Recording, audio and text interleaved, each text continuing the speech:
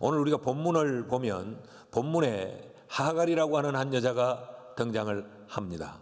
이 여인도 내일이 힘들고 두려운 인생이었습니다.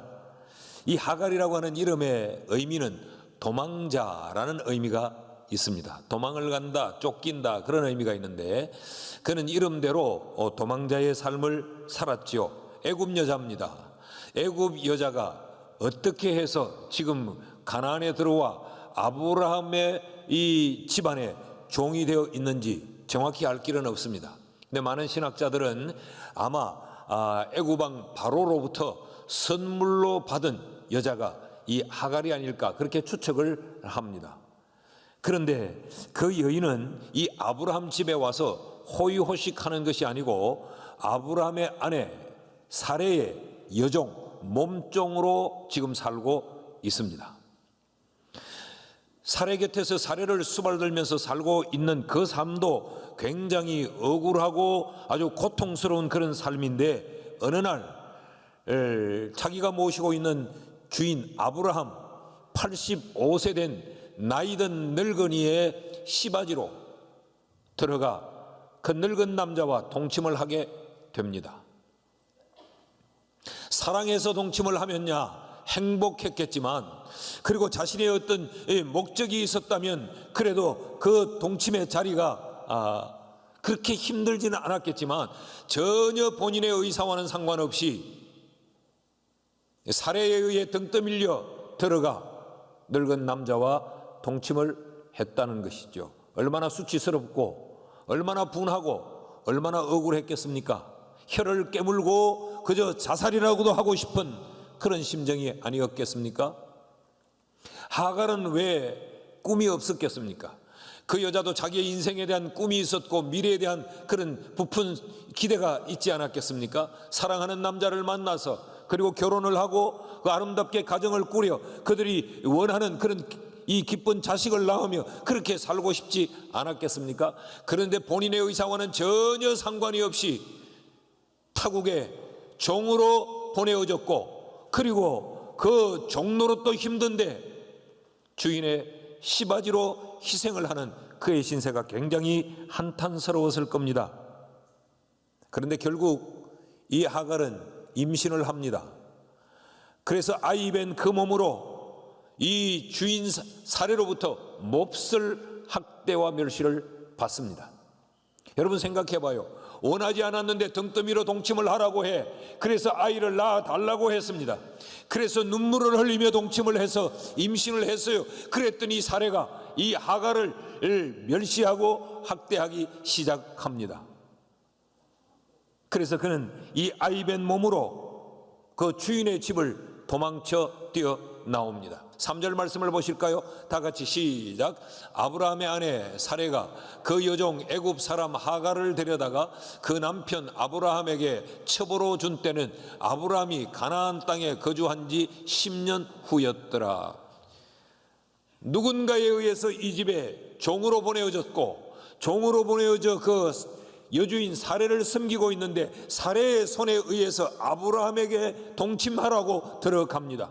그래서 임신을 했더니 이 사레가 자기는 아이를 낳지 못하는데 하갈이 임신했다는 것을 듣고 그 하갈을 아주 멸시하고 학대를 합니다. 그래서 그 남편 아브라함에게 저 여자를 내어 쫓으라고 말을 합니다. 그랬더니 아브라함은 그 하갈을 자신과 동침하여 자기의 씨를 품고 지금 임신하여 있는 그 여자를 다시 사레에게 내어주면서 당신 멋대로 다루어라. 당신 분이 풀리는 대로 행해라. 기분 내키는 대로 그 여자에게 행하라고 하갈을 사레에게 다시 내어줍니다. 6절 말씀을 보면 아브라함이 사레에게 이르되 당신의 여종은 당신의 수중에 있으니 당신의 눈에 좋을 대로 그에게 행하라 하며 사레가 하갈을 학대하였더니 하갈이 사레 앞에서 도망하였더라. 그 학대를 견디지 못해 이 하갈은 도망을 칩니다. 그래서 도망쳐서 지금 이르는 곳이 어디냐? 광야 한복판에 나와 있습니다. 하갈이 이르는 이 미드바르 이 광야는 아주 삭막한 그런 광야입니다. 이 광야에서 지금 하갈은 샘물 곁에 있다라고 말하죠. 이것은 하갈이 그 광야에서 굉장히 여유로운 상황에 있다는 이야기가 아니고 이 샘물을 찾아 자기의 목숨을 지켜내기 위해 얼마나 그가 허둑거리며 얼마나 방황을 했는가를 우리에게 보여주는 그런 표현이에요. 살아야겠기에 그 삭막한 광야에서 물 한 모금을 찾기 위해 얼마나 헤매어 지금 그 광야의 우물 곁에 와 있느냐라는 이야기입니다. 여러분, 이러한 하갈의 형편에서 보면 그냥 와버린 이 오늘이 고맙기는 하지만 내일 내가 어디에서 내 몸을 쉬며 내일 내가 어디에서 머물며 나의 주어질 내일은 또 어떤 날일까 얼마나 두려운 그런 내일이 아니었겠습니까? 이 하갈이 그 광야의 샘 곁에서 그가 이렇게 한탄하지 않았겠어요? 세상이 왜 이래? 세상이 왜 이렇게 힘들어? 그러지 않았겠어요? 사람에게 버림받은 그 상처가 얼마나 컸을까요? 그래서 뛰어나와 보니 광야에 누구 하나 자기를 반겨주는 이가 없고 품어주는 이가 없어 어떻게 살아야 할지 그 얼마나 암울했겠습니까? 그런데 그 하갈의 삶에 놀라운 반전이 일어나고 하갈이 지금까지 깨닫지 못했던 엄청난 사실 하나를 깨닫게 됩니다. 13절 말씀 우리 같이 한번 읽어보시죠. 다 같이 시작. 하갈이 자기에게 이르신 여호와의 이름을 나를 살피시는 하나님이라 하였으니 이는 내가 어떻게 여기서 나를 살피시는 하나님을 배웠는고 함이라. 아멘. 그 광야에서 하갈이 하나님을 만납니다. 전혀 생각지도 않았던 그 하나님을 만나고 그 하나님을 만난 후에 이 하갈은 하나님에 대해서 놀라운 사실 하나를 깨닫습니다. 하하, 하나님은 존재하시는 하나님으로 끝이 아니고 그 하나님은 나를 살펴보시는 하나님이시구나. 이 사실을 깨닫고 그는 인간이 최초로 하나님의 이름을 장명하여 부릅니다. 살피시는 하나님, 엘로에, 엘라이 하나님으로 하나님의 이름을 지어요. 그리고는 그가 머물렀던 그 우물의 이름을 부엘라헤로이라고 이름을 짓습니다. 이 부엘라헤로이를 직역을 해서 그 의미를 다 담아 표현을 하면 이런 이야기입니다. 살아계신 하나님이 살아계셨기에 그 하나님은 불꽃 같은 눈동자로 나를 주목하고 추적하고 살펴 내 삶을 철저하게 계산해 주시는 분이란 의미예요. 그래서 그 우물을 부엘라헤로이, 살아계신 이의 우물이라고 이름을 짓습니다. 이 부엘라헤로이라고 하는 말은 하갈의 간증이요, 하갈의 고백입니다. 하나님을 향한 고백이란 말이죠. 하나님, 당신은 살아계신 분이시네요. 하나님, 당신은 나를 살펴주시는 분이시네요. 하나님은 나를 끝까지 추적하고 주목해서 내 인생을 계산하고 계시는 분이시네요 라고 하는 그 고백이 바로 우물에 이름을 붙여 부엘라헤로이라고 했던 것입니다. 14절 말씀을 보시면 이름으로 그 샘을 부엘라헤로이라 불렀으며 그것이 가데스와 베렛 사이에 있더라. 여러분, 하갈을 살펴주신 이 하나님이 우리의 하나님이라는 사실을 믿으십니까? 그 척박한 광야에서 내일이 두려워 벌벌 떨고 있는 그 하갈을 살펴주셨던 그 하나님이 지난 1년 동안 어떻게 살고 걱정과 불안과 염려 가운데 지나왔던 우리를 살펴주신 하나님이심을 믿기를 바랍니다. 오늘 추수감사 예배로 드리는 우리 모두의 이 감사의 예배가 이 하갈이 우물의 이름을 부엘라헤로이라고 정했던 것처럼 오늘 이 예배가 하나님을 향한 우리의 신앙의 고백이 되고 우리의 감사의 이유가 되고 우리의 간증이 되어 우리도 부엘라헤 로이의 예배를 드릴 수 있기를 주의 이름으로 축복합니다. 자, 그러면 어떻게 하나님이 살펴주셨는가? 하나님은 그 하갈을 어떻게 대해 주셨기에 이 하갈이 하나님은 나를 살피시는 하나님이라 그렇게 고백을 했던가? 그 첫 번째는 하나님이 하갈과 함께 하심으로 그를 살펴주셨습니다. 자, 지금 하갈은 도망자의 신세입니다. 이름이 그래서 참 중요한 것 같아요. 그 이름이 도망자인데 그의 인생이 지금 도망자의 인생이 되어 있습니다. 여러분, 도망자라고 하는 말은 철저히 혼자라는 말입니다. 도망자라는 말은 극한 불안과 두려움에 있다는 이야기입니다. 이 도망자 하갈이 지금 광야에 있습니다. 그가 광야에 있다는 말은 굉장히 고통스럽다는 이야기입니다. 고독하다는 이야기입니다. 누구도 함께 해주고 있지 않다는 이야기입니다. 그런데 하나님이 그곳에 계셨어요. 그래서 이 하갈을 만나 하갈에게 안부를 묻고 하갈에게 말을 걸어주고 하갈의 형편을 살펴주시더라는 것이죠. 7절과 8절 말씀을 같이 읽습니다. 시작. 여호와의 사자가 광야의 샘물 곁 곧 술길 샘 곁에서 그를 만나 이르되 사레의 여종 하갈아 네가 어디서 왔으며 어디로 가느냐? 그가 이르되 나는 내 여주인 사레를 피하여 도망하나이다. 사레는 지금 주인을 피하여 광야로 나왔습니다. 그 광야에 아무도 없다고 생각했습니다. 그래서 그 자신은 버려진 인생이라고 여겼을 것입니다. 그런데 하나님이 거기 계셨어요. 그리고 하나님이 그를 부르시기를 사레의 여종 하갈아. 무슨 이야기입니까? 하나님은 하갈이 누군지를 알았어요. 하갈이 어떤 존재인지를 알았어요. 하갈이 지금 왜 여기 나와 있는지를 알았어요. 그러면서 하나님은 그 하갈에게 질문을 던집니다. 두 개의 질문을 던지지요. 네가 어디서 왔냐? 너 어디로 가느냐? 그 광야 우물가에 있던 하갈이라고 하는 애굽 여자, 그 여자가 사레의 여종인 것을 알았던 하나님이 그가 어디서 왔으며 그가 어디로 가야 할지를 몰랐겠습니까? 하나님은 다 꿰뚫어 사레의 인생을 살피고 계셨지만 이것은 다시 한번 사레에게 질문을 던지는 거예요.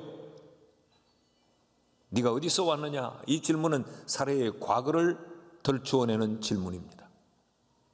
네가 어디로 가느냐? 그것은 사레의 미래를 지금 덜추고 있는 물음입니다. 이 물음 앞에 하갈은 어떻게 대답을 합니까? 하나님은 두 가지 질문을 했는데 하갈은 하나의 대답을 합니다. 내가 내 주인 사레를 피하여 도망 나왔나이다. 그것이 그 여인의 대답의 전부입니다. 왜 그는 어디로 가느냐는 또 하나의 질문에 대답하지 않았을까요? 알 수가 없어. 어디로 가야 할지를 알지 못했기 때문에 그래요. 자, 보십시오. 이 여인에게는 쓰라린 과거만 남아있어요. 아픈 상처의 기억만 있어요. 그런데 그것을 이기고 그것을 털어버리고 그것을 극복할 내일이 이 여인에겐 없었던 것입니다. 그런데 그곳에 하갈 혼자 있었던 것이 아니고 하나님이 계셨습니다. 그의 형편을 아시는 하나님이 거기 계셨던 거죠. 하나님이 네가 어디로 가느냐라는 질문은 너는 내 내일이 어디를 갈지 알지 못하지만 내가 내 미래를 인도하겠다고 하는 하나님의 의지가 이 질문 속에 담겨 있는 것이에요. 사랑하는 여러분, 우리도 하갈처럼 이 한 해를 이렇게 살아오지 않았습니까? 지금 이 시점에 우리의 기억 속에 남아있는 것은 한 해를 돌아보면 참 힘들었다, 죽을 만큼 힘들었다, 이 아내가 참 내게 모질었다. 이런 아픈 기억, 우리에게 상처만 남아있지 않습니까? 도대체 내 일을 또 어떻게 살아야 될까? 이 사업은 계속 붙들고 가야 될까? 내 진로는 어디를 향해 정해야 될까? 나는 누구를 붙잡아야 될까? 우리의 미래가 불투명하지 않습니까? 그런데 우리가 기억해야 될 것은 하갈을 살펴주시고 그 광야에서 하갈과 함께 계셨던 그 하나님이 이 한 해를 우리와 함께 계셔 주셨다는 거예요. 여러분, 그래서 우리는 오늘 여기 있을 수 있습니다. 하나님은 함께 하심으로 하나님의 백성들을 살펴주고 계신다는 것, 이것이 오늘 우리의 첫 번째 감사의 이유가 되기를 주의 이름으로 축원합니다. 하갈을 살피시는 하나님은 하갈을 어떻게 살펴주셨는가, 함께 하심으로 살폈을 뿐만 아니라 하갈의 인생의 길을 지도하심으로 살펴주셨습니다. 하갈은 지금 사례의 멸시와 학대를 못 이겨서 광야로 도망쳐 나왔습니다. 그런데 지금 하갈은 광야에서 길을 잃었습니다. 어디로 가야 될지, 어떻게 살아야 될지 답을 알지 못했어요. 그때 하나님이 그와 함께 계시면서 그의 이름을 부르시고 그에게 이렇게 말씀을 하십니다. 9절 말씀을 같이 읽습니다. 시작. 여호와의 사자가 그에게 이르되 네 여주인에게로 돌아가서 그 수하에 복종하라. 여러분, 지금 하갈은 도망이 답이라고 생각해서, 도망이 살 길이라고 생각해서 도망을 쳐 지금 광야에 나와 있습니다. 근데 하나님은 그에게 다시 사례의 수하로 돌아가라고 말합니다. 이게 무슨 이야기입니까? 1차적으로 하갈의 선택이 잘못되었다라는 것입니다.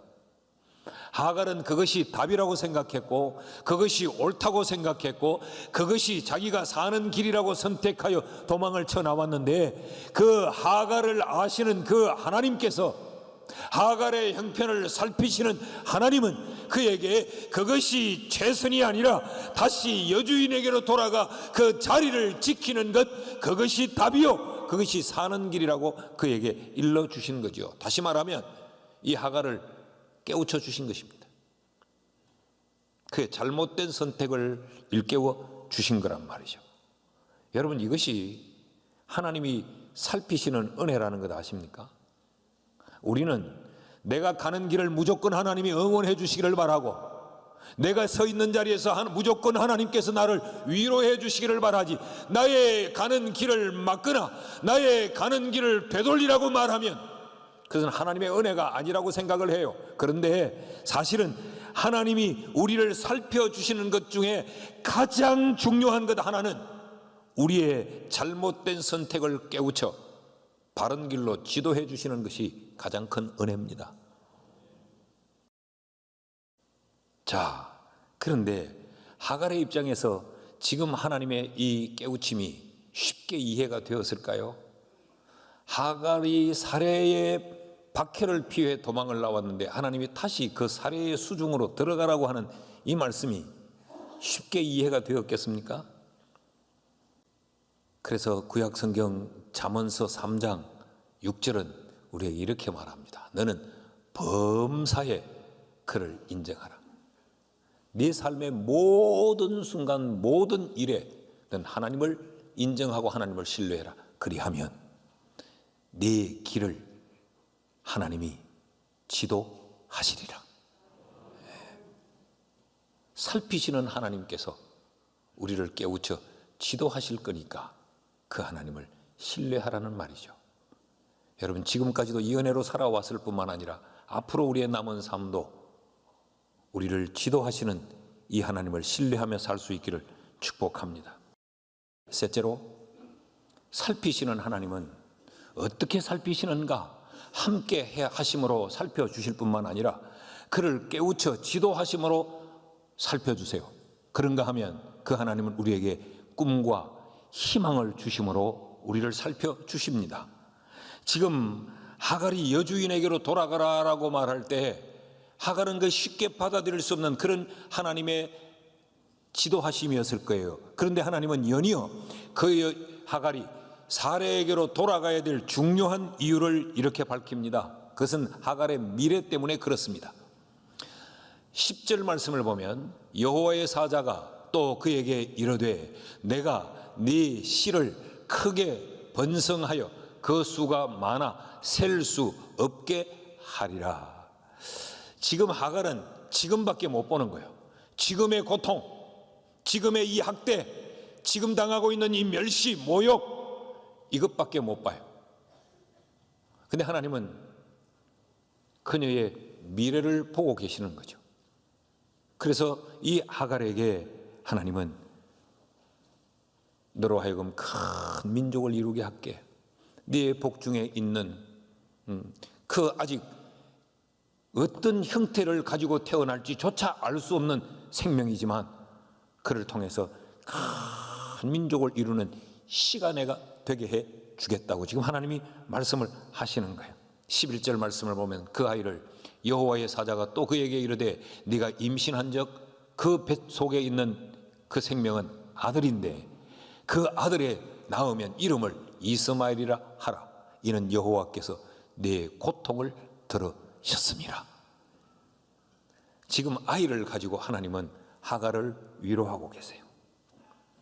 뿐만 아니라 그 아이를 통하여 이 하갈이 큰 족속을 이루게 될 하갈의 내일을 그에게 말하면서 위로하고 희망을 주고 계시는 거죠. 이렇게 태어난 이스마엘로 하여금 하나님이 이루시겠다고 하는 그 족속이 어떤 족속인가 12절 말씀을 같이 읽습니다. 시작. 그가 사람 중에 덜나귀같이 되리니 그의 손이 모든 사람을 치겠고 모든 사람의 손이 그를 칠지며 그가 모든 형제와 대항해서 살리라 하리라. 굉장히 힘있는 족속을 이루게 하겠다는 말이죠. 21장 20절에 가면요 이렇게 말합니다. 하나님이 그때 그 광야에서 하갈에게 하셨던 그 약속의 말씀대로 그 아이와 함께 계심에 그가 장성하여서 광야에서 거주하며 활 쏘는 자가 되었더니 힘센 민족을 이루었다는 것. 창세기 25장에 가면 이 이스마엘로 통한 하갈의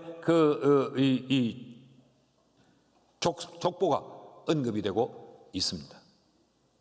여러분 이 이야기를 이 하나님의 메시지를 그 광야에서 두려움 중에 떨고 내일이 어떻게 될지를 몰라서 절망 가운데 있던 이 하갈이 들었을 때 그 기분이 어땠겠어요? 얼마나 가슴 벅차고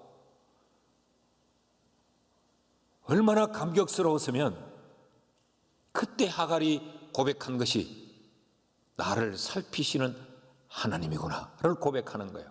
13절 말씀은 그렇게 탄생을 합니다. 자, 이런 배경을 우리가 기억하며 같이 한번 읽어보십시다. 시작.